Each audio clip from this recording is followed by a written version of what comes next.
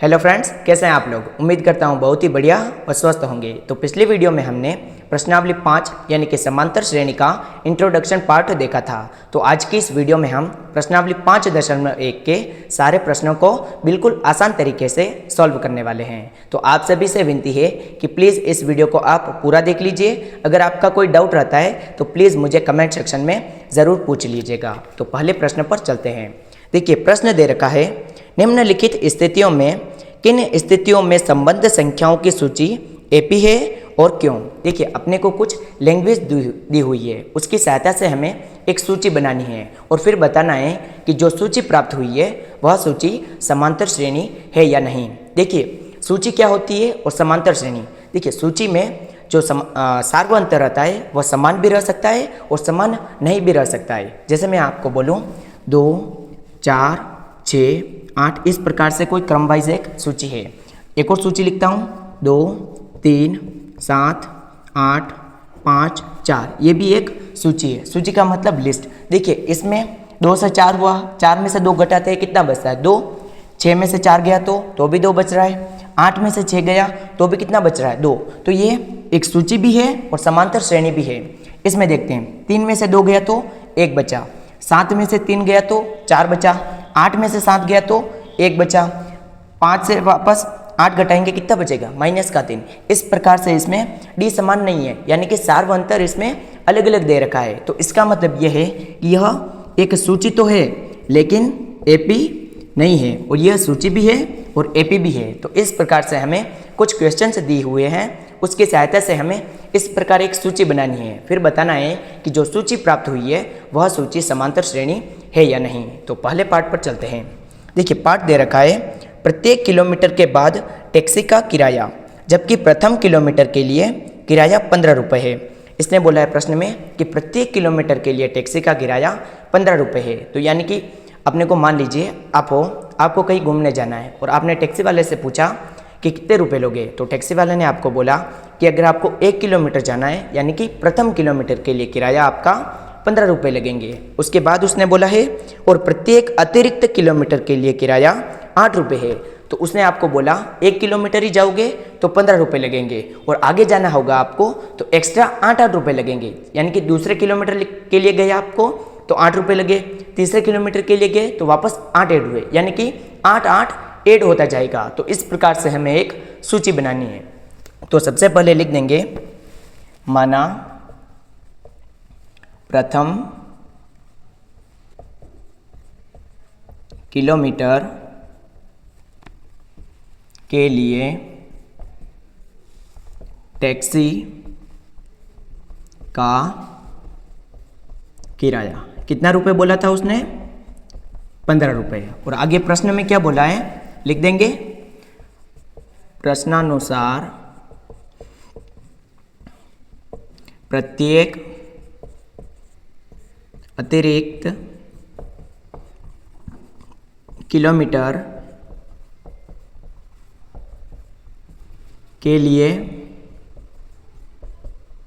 किराया कितना बोला था 8 रुपये। कितना बोला था 8 रुपये। तो इस प्रकार से हमें एक सूची बनानी है। तो लिख देंगे, देखिए प्रथम किलोमीटर गए यानी कि 1 किलोमीटर ही जाएंगे तो 15 रुपये लगेंगे। अब मेरे को दूसरे किलोमीटर जाना है तो क्या करेंगे, कितना ऐड बोला उसने 15 में आपको कितना ऐड करना है 8 ऐड करेंगे। वापस अगले किलोमीटर जाएंगे तो कितने रुपए लगेंगे, 15 में 8 कितनी बार ऐड करेंगे हम 2 बार ऐड करेंगे। अगर आगे और जाना है तो कितनी बार ऐड करेंगे 3 बार ऐड करेंगे। और इस प्रकार से हमें एक सूची प्राप्त होगी, यानी कि 8 रुपये हम एक्स्ट्रा देते जाएंगे। तो एक सूची प्राप्त हुई है, इसे जोड़ते हैं। 15 और 8 कितने होंगे 23। 23 में वापस ये 8, 15 और 8 23, 23 में 8 जोड़ेंगे तो कितना प्राप्त होगा 31। अब 31 में वापस 8 जोड़ेंगे तो 39। और इस प्रकार से हमें एक सूची प्राप्त हुई। अब इसे चेक करते हैं हम कि समांतर श्रेणी है या नहीं। तो सबसे पहले पहला पद लिखेंगे, A1 बराबर कितना आया 15। ये दूसरा पद है तो क्या लिखेंगे, A2 बराबर कितना आया आपने 23। तीसरा पद A3 इक्वल टू 31। तो अब देख लेते हैं अंतर समान है या नहीं। तो सार्वअंतर कैसे ज्ञात करते हैं, पिछले पद में से एक पद घटाते हैं, यानी कि दूसरे पद में से पहला पद घटाएंगे तो A2 माइनस A1। और A2 का मान कितना दे रखा है 23, तो लिख देंगे 23 माइनस 15, कितना प्राप्त हुआ 8। अब एक बार और चेक करते हैं, d बराबर a3 माइनस a2, a3 का मान कितना है 31 और a2 का मान कितना है 23, तो 31 में से 23 घटाएंगे, कितना बचेगा 8 बचा, यानी कि d1 इक्वल टू d2, इसे 1 मान लेंगे, इसे 2, किसके बराबर प्राप्त हुआ d के बराबर, यानी कि दोनों में सार्वंतर समान आया, d प्राप्त हुआ। तो अब हम लिख देंगे इसका कारण, यह सूची AP है। इसका कारण क्या है, क्योंकि d1 equal to d2 equal to d, और कितना आया इसका 8, और इस प्रकार से हमें इन सारे प्रश्नों को सॉल्व करना है। इसे आप एक बार उतार लीजिए। देखिए अब अगला प्रश्न दे रखा है, किसी बेलन में उपस्थित हवा की मात्रा, यानी कि हमें एक बेलन दे रखा है। तो सबसे पहले हम बनाएंगे एक बेलन। बेलन कैसे बनाते हैं, बेलन बना दिया हमने, ये प्राप्त हुआ हमें एक बेलन। आगे क्या बोला है, किसी बेलन में उपस्थित हवा की मात्रा, यानी कि इस बेलन में कुछ हवा पहले से भरी हुई है, अपने को नहीं पता है, तो हम कितनी मानेंगे 1 मान लेंगे। आगे प्रश्न में बोला है, जबकि वायु निकालने वाला पंप प्रत्येक बार बेलन की शेष हवा का 1/4 भाग बाहर निकालता है। इस लैंग्वेज का सीधा सा मतलब यह है कि इसमें यहाँ पर एक पंप दे रखा है और यहाँ पर भी एक पंप है। यहाँ से कोई व्यक्ति है, यहाँ से पंप करता है और यहाँ से हवा बाहर निकलती है, यानी कि प्रत्येक बार पंप करेगा और हवा कितनी बाहर निकलेगी 1/4, यानी कि जो हवा शेष बचेगी उसका 1/4 भाग बाहर निकलेगा। तो हम सबसे पहले, अपने को नहीं पता है कि इसमें कितनी हवा है, तो हम कितनी मानेंगे 1 मान लेंगे। तो लिख देंगे यहाँ पर, माना कि बेलन में उपस्थित हवा की मात्रा कितनी मान रहे हैं हम, अपने को नहीं पता है, इस कारण से हम 1 मान रहे हैं। अब प्रश्न में इसने ये बोला है कि अब कोई व्यक्ति है, वो यहाँ से पंप करेगा और कितनी हवा बाहर निकलेगी, जो हवा पहले से उपस्थित है ना उसमें से 1/4 भाग। तो हवा कितनी बाहर निकल रही है, उपस्थित हवा माइनस हवा का 1/4 भाग, ये हवा बाहर निकल रही है। तो हमने कितनी मान ली स्टार्टिंग में 1, तो पहला पद क्या प्राप्त होगा हमें a1, यानी कि 1, तो लिख देंगे यहाँ पर a1 इक्वल टू 1। अब हमें ज्ञात करना है दूसरा पद, यानी कि a2 ज्ञात करना है। तो वो कैसे ज्ञात करेंगे, पहले हवा ही कितनी थी अपने 1, तो 1 में से हम माइनस करेंगे हवा का 1/4 भाग, यानी कि 1 का 1/4 भाग, का मतलब गुना, उपस्थित हवा का 1/4 भाग। अब इसे सॉल्व करते हैं। देखिए 1 माइनस 1 को 1 से गुणा करेंगे, 1/4, लघुत्तम कितना आएगा, यहाँ पर बटा में कुछ नहीं है, यहाँ पर तो 1 होगा, तो लघुत्तम आएगा 4। क्रॉस मल्टीप्लाई करेंगे, 4 को 1 से गुणा करेंगे 4, माइनस 1 को 1 से गुणा करेंगे 1, कितना प्राप्त हुआ, 4 में से 1 बाकी गया तो 3/4, यानी कि हमें a2 बराबर प्राप्त हुआ 3/4। अब दूसरी बार हवा ये, अब एक बार और पंप करेगा तो कितनी हवा बाहर निकलेगी, हवा का 1/4 भाग।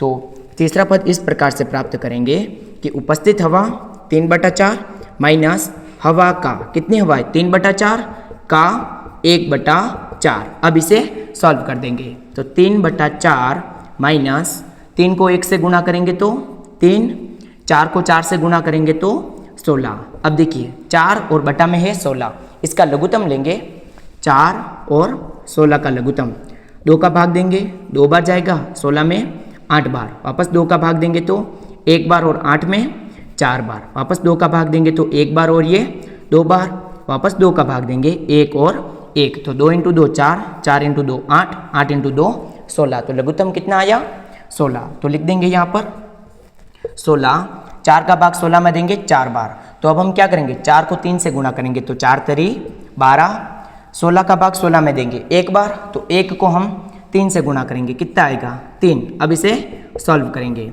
12 में से 3 गया तो 9 और बटा में आया 16, तो तीसरा पद कितना प्राप्त हुआ हमें 9/16। अब इसका हम सार्वअंतर देख लेते हैं, तो d का मान देखना है, a1 तो आ गया, कितना आया था 1, तो d प्राप्त करेंगे, d यानी कि d1, a2 minus a1, a2 का मान कितना है 3/4 और a1 का मान है 1। अब इसे सॉल्व कर देंगे, देखिए 1 के अपॉन में कुछ नहीं है, मतलब 1 है तो लघुत्तम आएगा 4, और 1 को हम 3 से गुणा करेंगे, कितना आएगा 3, और 4 को 1 से गुणा करेंगे तो 4।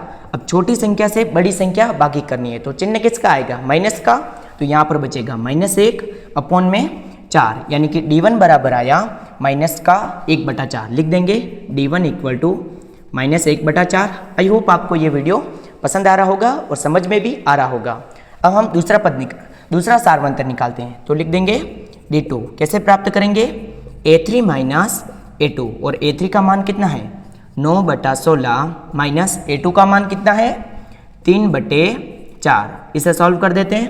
देखिए 16 और 4 का लघुत्तम कितना आया था 16 का भाग 16 में देंगे, कितनी बार जाएगा, एक बार, और 1 को वापस 9 से गुणा करेंगे तो 9 माइनस 4 का भाग 16 में देंगे, कितनी बार जाएगा, 4 चौक 16, और 4 को वापस 3 से गुणा करेंगे तो 12, तो लिख देंगे 12। अब 9 में से हमें बाकी करना है 12, तो कितना आएगा, 9 में से बाकी करेंगे 12 बाकी करेंगे तो कितना डिफरेंस है 3 का, छोटी संख्या से बड़ी संख्या, यानी कि चिन्ह आएगा माइनस का, तो -3/16, यानी कि D2 इक्वल टू आया -3/16। अब अपने को देखिए D1 और D2 इक्वल टू आता तो हम लिखते कि प्राप्त सूची AP है। अब इन दोनों का मान अपने बराबर नहीं आया है, तो हम लिख देंगे, देखिए नीचे जगह थोड़ी कम है तो मैं यहाँ पर लिख रहा हूँ D1 is not equal to D2, तो लिख देंगे प्राप्त सूची AP नहीं है। कारण पता लग गया आपको, क्योंकि D1 और D2 का मान बराबर नहीं है, और यहाँ पर जगह कम होने के कारण मैंने यहाँ पर लिखा है। तो आई होप आपको ये पसंद आया होगा और समझ में भी वीडियो आ रहा होगा। इसका तीसरा पार्ट दे रखा है, प्रत्येक मीटर की खुदाई के बाद एक कुआं खोदने में आई लागत, यानी कि कुछ मजदूर हैं वो मिलकर एक कुआं खोद रहे हैं। आगे बोला है प्रथम मीटर की खुदाई की लागत 150 रुपये है, यानी कि प्रश्न बोल रहा है कि कोई मजदूर है और उन्होंने बोला है कि 1 मीटर हम खुदाई करेंगे तो 150 रुपये लगेंगे। कितने रुपए लगेंगे, 150 रुपये। आगे प्रश्न में बोला है और बाद में प्रत्येक मीटर की खुदाई की लागत, यानी कि जैसे जैसे आगे मीटर बढ़ते जाएंगे उसके बाद 50 रुपये बढ़ती जाती है, यानी कि 50 रुपये एक्स्ट्रा लगेंगे, फिर 150 नहीं लगेंगे 50 रुपये लगेंगे। यानी कि ये प्रश्न भी सेम टू सेम पहले पार्ट के जैसा है, तो लिख देंगे हम, माना कि प्रथम मीटर की खुदाई की लागत कितनी है 150 रुपये, तो लिख देंगे 150 रुपये। आगे प्रश्न में क्या बोला है, तो लिखेंगे प्रश्नानुसार प्रत्येक अतिरिक्त मीटर की खुदाई की लागत कितनी बोला है उसने, प्रश्न में बोला है 50 रुपये, कितनी है 50 रुपये। तो इस प्रकार से हम एक सूची तैयार करेंगे। तो पहला 1 मीटर खोदा तो उसने हमसे 150 रुपये लिए, उसके बाद दूसरा मीटर खोदेगा तो वो लेगा 150 तो लेगा ही, प्लस कितना लगेगा उसे 50 रुपये, यानी कि टोटल ये लगेगा। 2 मीटर खोदेगा तो इतने रुपये 1 मीटर के लिए। अब अगर आगे और खोदेगा तो 150 में 50 प्लस 50, और आगे और खोदेगा तो 150 प्लस 50 प्लस 50 प्लस 50, और इस प्रकार से हमें एक सूची प्राप्त होगी। तो अगर 1 मीटर के लिए रुपये लेगा 150, दूसरे के लिए 150 में 50 जोड़ेंगे, कितना लेगा 200 रुपये। फिर अगले के लिए 200 में कितना जोड़ेंगे हम 50, तो 250 रुपये। फिर अगले के लिए 250 में 50 जोड़ा तो 300, और इस प्रकार से हमें एक सूची तैयार हुई। अब ये एक सूची प्राप्त हो गई है। अब इसमें भी हम क्या चेक करेंगे, डिफरेंस चेक करेंगे, यानी कि सारवंतर अगर समान होगा तो लिख देंगे कि प्राप्त सूची एपी है, और अगर सारवंतर समान प्राप्त नहीं होगा तो लिख देंगे प्राप्त सूची एपी नहीं है। तो देख लेते हैं, A1 बराबर कितना आया 150, और लिख देंगे A2 बराबर आया 200, A3 बराबर यानी कि तीसरा पद कितना आया 250, और A4 बराबर आया 300। तो चेक कर लेते हैं, D1 equal to A2 minus A1, तो इसे चेक करते हैं। A2 कितना है 200 माइनस A1 का मान 150, बाकी करेंगे 50, तो D1 बराबर आया 50 रुपये। D2 चेक करते हैं, D2 equal to A3 minus A2 और A3 का मान कितना है, A3 कितना है 250, तो 250 माइनस 200 बाकी करेंगे तो 50, तो D2 इक्वल टू भी आया 50, यानी कि दोनों का डिफरेंस क्या आया, समान आया। तो लिख देंगे कि प्राप्त सूची AP है, क्योंकि D1 इक्वल टू D2। और इस प्रकार से हमें इन प्रश्नों को बिल्कुल आसान तरीके से सॉल्व करना है। चलिए पहले प्रश्न के लास्ट पार्ट को सॉल्व करते हैं। तो प्रश्न दे रखा है, खाते में प्रत्येक वर्ष का मिश्र धन। मिश्र धन क्या होता है, जो मूलधन होता है उसमें हम ऐड करते हैं ब्याज को, तो क्या प्राप्त होता है, मिश्र धन प्राप्त होता है। आगे प्रश्न दे रखा है, जबकि 10,000 की राशि यानी कि मूलधन दे रखा है 10,000 रुपये की राशि पर 8% की वार्षिक दर, 8% क्या दे रखी है, रेट यानी कि दर बोल रखा है। आगे प्रश्न बोला है, दर से चक्रवर्ती ब्याज पर जमा की जाती है। देखिए चक्रवर्ती ब्याज में ये होता है कि मूलधन में हम एक बार तो ब्याज ऐड करते हैं तो हमें एक साल का वो ब्याज और मूलधन यानी कि मिश्र धन प्राप्त हुआ। दूसरे साल में क्या होता है, जो मिश्र धन होता है उसमें हम वापस ब्याज को ऐड करते हैं, यानी कि जो ब्याज ऐड हुआ उसके बाद मूलधन बढ़ता जाता है, और साधारण ब्याज में ऐसा नहीं होता है। तो देखिए इसके लिए हम सबसे पहले जो चक्रवर्ती ब्याज है उसे ज्ञात कर लेते हैं। तो देख लेंगे, तो पहले हम लिखेंगे माना कि मूलधन बराबर कितना है 10,000 रुपये, और रेट कितनी दे रखी है, दर बराबर 8%, समय नहीं पता है तो 1 वर्ष मानेंगे, समय इक्वल टू 1 वर्ष। तो ब्याज का सूत्र क्या होता है, P into R into T बटा 100, इसे हम क्या कहते हैं, ब्याज। तो ब्याज का सूत्र हो गया PRT बटा 100, P का मतलब मूलधन इंटू दर इंटू समय अपॉन 100। तो इसे ब्याज ज्ञात कर लेते हैं। P का मान कितना है 10,000 रुपये इंटू R, और R का मान है 8 और समय 1 वर्ष अपॉन में 100, इसे गुणा कर देते हैं, 0 से 0 कैंसिल हो जाएगा, इस 0 से ये 0 कैंसिल, बचा क्या 100 इंटू 8, तो कितना आएगा 800 रुपये। तो ब्याज कितना प्राप्त हुआ हमें 800 रुपये। तो यानी कि अब हम इनकी सहायता से हम एक AP प्राप्त करेंगे, यानी कि पहले वर्ष का, दूसरे वर्ष, तीसरे वर्ष, इस प्रकार से हम एक AP प्राप्त करेंगे। तो लिख देंगे पहले वर्ष के लिए मूलधन कितना था 10,000, तो लिख देंगे ये 10,000। दूसरे वर्ष में क्या होगा, ये जो 10,000 है उसमें हम ऐड कितना करेंगे 800 रुपये ऐड करेंगे, तो कितना प्राप्त हुआ। अब इसमें ऐसा नहीं करोगे आप कि 800 में इसमें वापस आप केवल 800 ऐड करोगे, इसमें ऐसा नहीं होगा, क्योंकि चक्रवर्ती ब्याज है तो उसमें ब्याज भी बढ़ता जाएगा। इसे सॉल्व करेंगे, यह आएगा 10,000, 10,000 में हम 800 ऐड करेंगे तो कितना आएगा 10,800। तो दूसरे वर्ष में हमें प्राप्त हुआ 10,800। तो इसके लिए अब हम वापस से क्या करेंगे, ब्याज ज्ञात करेंगे। तो लिख देंगे मूलधन, मूलधन कितना है 10,800 मूलधन इंटू दर, दर कितनी है, दर तो सेम रहेगी 8, समय 1 वर्ष का ज्ञात कर रहे हैं, अपॉन में 100। ये क्या ज्ञात कर रहे हैं हम A2, सॉरी A1 ये आएगा, A2 ये रहेगा, और A3 ज्ञात कर रहे हैं। इसे अब सॉल्व कर देंगे। देखिए 0 से 0 कैंसिल, इस 0 से ये 0 कैंसिल, कितना बचा 108 इंटू 8। अब इसे सॉल्व करेंगे, 8 को 8 से गुना करेंगे, 8 उठे 64, 64 का 4 हासिल 6, 8 को 0 से गुणा करेंगे 0, तो 6 उतारेंगे, 8 को 1 से मल्टीप्लाई करेंगे तो 8। तो यानी कि अब ब्याज कितना हुआ 864। तो अब हम इसमें 10,800 में ऐड करेंगे 864, और फिर AP इस प्रकार से हम प्राप्त करेंगे। इसमें आपको वो पिछले वाली गलती नहीं करनी है, जैसे हम पिछले में गलती नहीं कर रहे थे, जिस प्रकार से सॉल्व कर रहे थे, क्योंकि इसमें चक्रवर्ती ब्याज नाम आया है, इस कारण से हम इस प्रकार से सॉल्व कर रहे हैं। अगर साधारण ब्याज होता तो सेम कंसेप्ट ही रहता था। तो अब AP प्राप्त कर लेंगे, A1 A2 A3 dot dot dot, A1 कितना है 10,000, A2 कितना आया था 10,800, और A3 का मान आया 10,800 प्लस 864।